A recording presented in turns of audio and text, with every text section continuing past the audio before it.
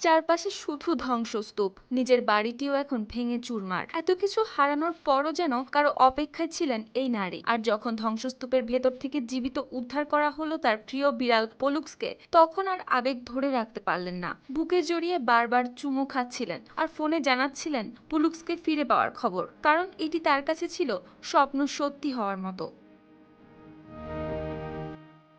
কলম্বিয়ার শক্তিশালী ভূমিকম্পে ভিকি জোরাল্ডের বাড়ি ধসে পড়লে ধ্বংসস্তূপের নিচে আটকা পড়ে তার চারটি পোষা প্রাণী। পরে উদ্ধার অভিযানে একটি পোষা প্রাণীকে মৃত পাওয়া যায়, তবে একটি কুকুরকে জীবিত উদ্ধারের পর খুঁজে পাওয়া যায় তার প্রিয় বিড়াল পলুক্সকেও। এখনো নিখোঁজ রয়েছে আরেকটি পোষা প্রাণী। আর পলুক্সকে আবারও ফিরে পেয়ে ভিকি জানান, গেল কয়েকটি দিন তার জন্য ছিল ভীষণ কঠিন। একসময় মনে হয়েছিল হয়তো প্রিয় পোষ্যদের আর জীবিত ফিরে পাবেন না, তাই পলুক্সকে ফিরে পাওয়ার মুহূর্তটি তার কাছে ছিল স্বপ্নের মতো।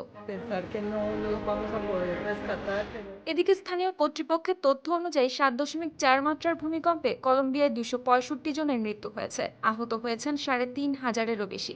আরও নিখোঁজ রয়েছেন প্রায় 500 জন। এত মৃত্যু আর ধ্বংসের মধ্যেও পলুক্সের ফিরে আসা তাই ভিকির জন্য হারানোর মাঝেও নতুন আশার দেখা পাওয়ার মতো।